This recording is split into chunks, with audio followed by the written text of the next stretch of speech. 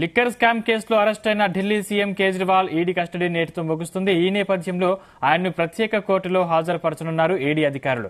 ఈ కుంభకోణంలో మరింత విచారణ జరగవలసి ఉందని, అందుకోసం మరికొన్ని రోజుల కేజ్రీవాల్ ను కస్టడీకి ఇవ్వాలని ఈడీ కోరనుంది.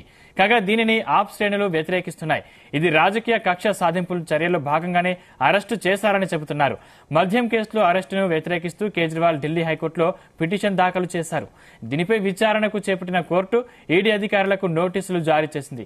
కాగా వాటికి సమాధానం ఇచ్చినందుకు సమయం కావాలని కోర్టుకు తెలిపింది. ఈ నేపథ్యంలో కేసు విచారణను ఏప్రిల్ 2 వరకు వాయిదా వేసింది.